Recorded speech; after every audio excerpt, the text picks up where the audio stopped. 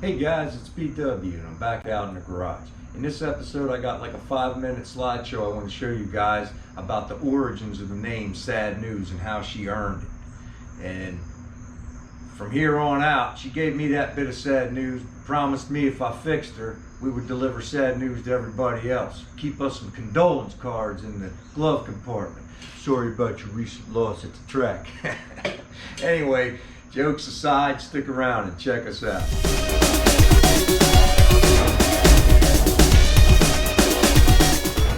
So where we left off last time, I pushed the car into the street with the help of my friend Kevin, and we were waiting on Guy to come down with his trailer. Guy showed up. We pushed it up onto his trailer, and he pulled it up to Pottstown for me. I was really excited, ready to go, on to the next phase of the job. We just put our Nicky's frame in, so when we got there, Bob Moon took the body off with his fork truck, and we pushed the frame back up onto the trailer to take home, and I figured I could scrub that up and get that ready to go. Little did I know there was a lot more in store for me. There was 3 cars in front of mine, so I figured let me go ahead and start with making myself a car rotisserie. I found the plans online, went to the metal yard, and built a car rotisserie from scratch. Come out really nice. I went to Harbor Freight and got a set of cylinders. I got the caster wheels with the nice rubber on them from eBay. Got a nice deal with them, except one of them was shorter than the rest. That's a story for another day, but we fixed it up.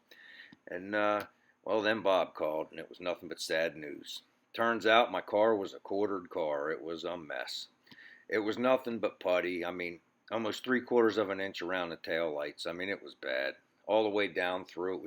There was no metal. It was just mud. The guy just built it with mud. Didn't even try to patch it.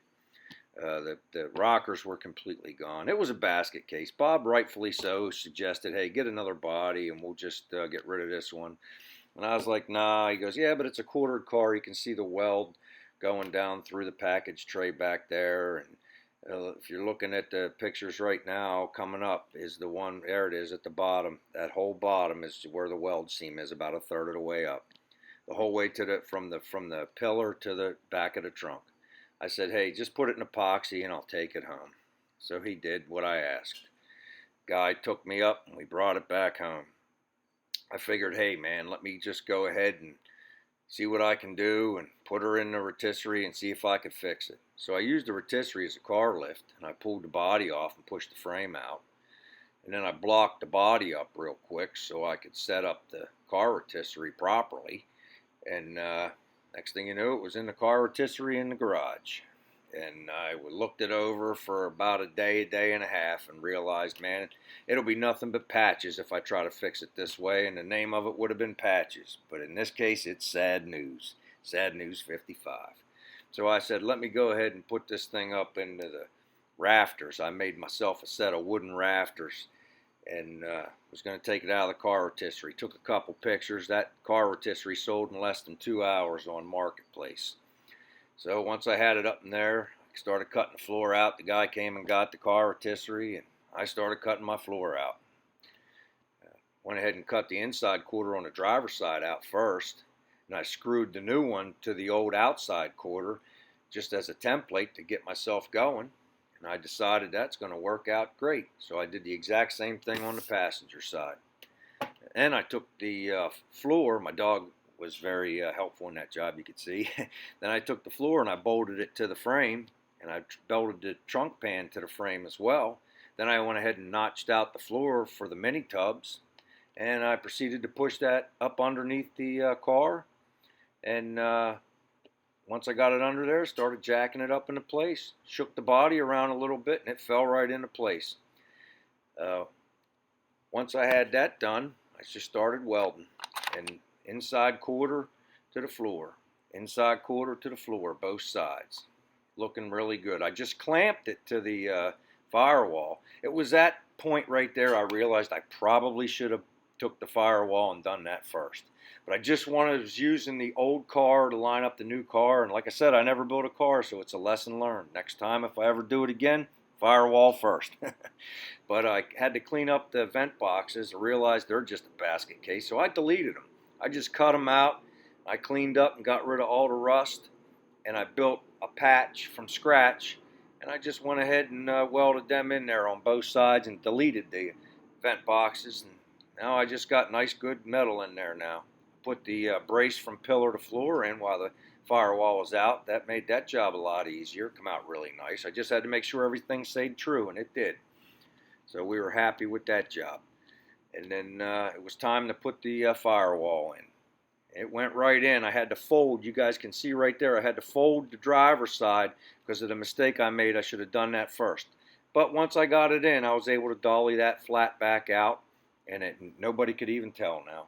And I welded her in. It was a little thin around that metal at the top, but we got her done.